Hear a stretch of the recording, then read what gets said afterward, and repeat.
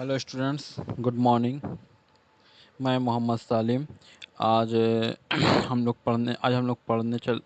पढ़ते हैं dust of snow, जो रॉबर्ट फ्रॉस्ट की लिखी हुई पोएम है। ये क्लास 10th के सिलेबस में है। ठीक है, तो आज हम लोग पढ़ते हैं डस्ट ऑफ स्नो। पोएम को शुरू करने से पहले चलिए हम राइटर के बारे में कुछ जान लेते हैं। ठीक है, रॉबर्ट फ्रॉस्ट जो है ये एक अमेरिकन राइटर थे और उनके थोड़े से फैमिली बैकग्राउंड के बारे में जान लेते हैं। रॉबर्ट फ्रॉस्ट की पैदाइश अमेरिका के सन फ्रांसिस्को में हुई। उनकी पैदाइश 26 जनवरी 1874 में हुई थी। उनके फादर का नाम उनके वालिद का नाम विलियम प्रेस्कॉट फ्रॉस्ट था, जो न्यू इंग्लैंड से बिलोंग करते थे। और उनकी माँ एजाबेल मॉडी फ्रॉस्ट थी। ठीक है, जो एक स्कॉटिश इमिग्रेंट थी, यानी वो एडिनबर्ग से स्कॉटिश आई थी। उनके फादर का इंतकाल 1885 में हुआ। और फादर के डेथ के बाद उनका जो लाइफ गुजरा वो बहुत स्ट्रगल वाला लाइफ था। ठीक है, और बहुत उन्होंने स्ट्रगल किया और स्ट्रगल करने के बाद वो अमेरिका के एक बहुत ही फेमस पोएट बन गए। ठीक है, ये रॉबर्ट फ्रॉस्ट जो है 20th सेंचुरी के पोएट थे। और इनका डेथ 29 जनवरी 1963 में हुआ। इस वक्त उनकी उम्र 88 थी।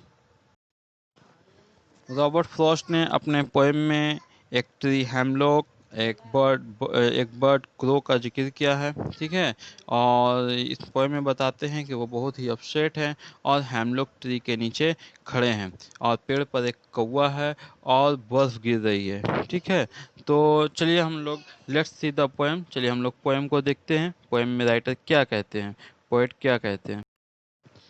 सबसे पहले हम लोग डस्ट ऑफ स्नो का लाइन बाय लाइन मीनिंग पढ़ते हैं, फिर उसके बाद हम लोग इसका इनर मीनिंग पढ़ेंगे। The way a crow shook down on me the dust of snow from a hemlock tree. तो राइटर कहते हैं कि जिस तरह से कौवे ने मेरे ऊपर कुछ डस्ट ऑफ स्नो मतलब पार्टिकल्स ऑफ स्नो को गिरा दिया। ठीक है, सूक सूक डाउन के माने सबसे पहले ये पोएम एक इंजैम्पमेंट है ना।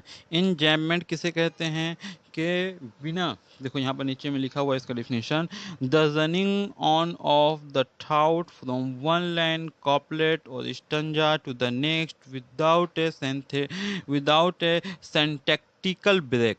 मीन्स वो पोएम या वो कॉपलेट या वो लाइन जिसमें कोई भी फुल स्टॉप किए बिना पूरा जो है मतलब कंप्लीट किया जाता है। ठीक है, जैसे हम इस पोएम में देखेंगे तो आपका 1 2 3 4 लाइनें पहले में और दूसरे में 1 2 3 4 लाइनें, लेकिन फुल स्टॉप कहीं नहीं है बल्कि आखिर में है। ठीक है, तो इस तरह का पोएम जिसमें जो है एक स्टंजा के बाद या एक कॉपलेट के बाद अगर फुल स्टॉप होता है या फिर जो है पूरी पोएम के बाद फुल स्टॉप होता है तो उसको हम लोग इंग्लिश लैंग्वेज में इंजैम्पमेंट कहते हैं। और ये पोएम भी एक इंजैम्पमेंट है। ठीक है, क्लियर।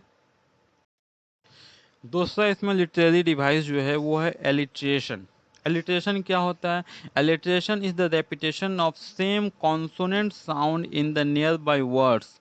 ठीक है, एलिट्रेशन जो है वो क्या होता है कि रिपीटेशन ऑफ कॉन्सोनेंट साउंड या कॉन्सोनेंट साउंड एक जैसा वर्ड का साउंड बार बार रिपीट होता है तो उससे हम लोग कॉन्सोनेंट कहते हैं, है ना। जैसे इस लाइन में देखिए, has given my heart, has given my heart, हा का साउंड रिपीट हो रहा है ना, तो यहाँ पर हैज़ और हार्ट ये दोनों रेपिटेशन है।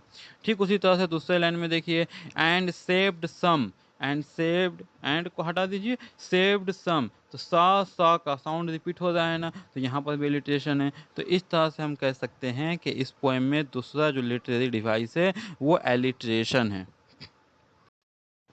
चलिए अब हम इस पोएम के रैमिंग स्कीम और रिदम की बात करते हैं। तो रैमिंग स्कीम देखिए, पहला में है क्रॉ और दूसरा जो है थर्ड लाइन में स्नो। तो क्रॉ और स्नो एक जैसा साउंड, आखिरी लेटर का साउंड एक जैसा है, क्रॉ रॉ रॉ और स्नो नो, है ना। तो उस दोनों को हम लोग क्या मान लेते हैं, ए। जिसको ट्री, सॉरी मी और ट्री दोनों के आखिर में ई है ना, है ना। तो इस दोनों को हम लोग क्या मान लेते हैं, बी। और जो है देखिए यहाँ पे हार्ट और पार्ट है। ठीक है। तो इस पहले स्टेंजा को ए बी मान लिए। तो हार्ट और पार्ट, तो अब जो तीसरा जो है हार्ट जो है, ना तो मी से मिल रहा है और ना तो क्रो से मिल रहा है, तो इसको ए और बी के अलावा तीसरा नाम क्या दिए, सी दिए। तो हार्ट से देखो क्या मिल रहा है, पार्ट मिल रहा है, तो पार्ट को सी दिए, सॉरी हार्ट को सी दिए, तो पार्ट को भी सी दिए, ठीक है। सी और जो है मूड और र्यूड, र्यूड मूड मिल रहा है ना, तो ये देखो इस तरह से किसी से नहीं मिल रहा, तो इसका नाम क्या दिए, डी दिए। तो इस तरह से हम कह सकते हैं कि इस पूरे पोएम का rhyming scheme A B C D है, ठीक है।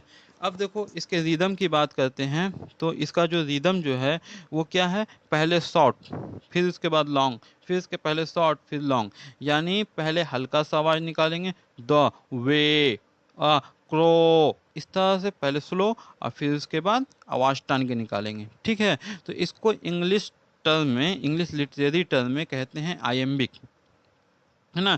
तो ये आयम्बिक कॉपलेट है, आयम्बिक कॉपलेट, यानी दो बार है ना, देखो सब में दो बार है ना, तो इसको हम लोग कहेंगे कि इसका रिदम आयम्बिक कॉपलेट है, ठीक है। इस पोएम का, इस पूरे पोएम का जो है रिदम आयम्बिक कॉपलेट है। उम्मीद है कि आप लोगों को ये पोएम समझ में आया होगा, ठीक है। और जो है अगर आप लोग को ये पोएम समझ में आया तो मेरे चैनल को आप लोग बार बार शेयर कीजिए, सब्सक्राइब कीजिए, ताकि मैं ज़्यादा से ज़्यादा वीडियो बना सकूं। Thank you all of you.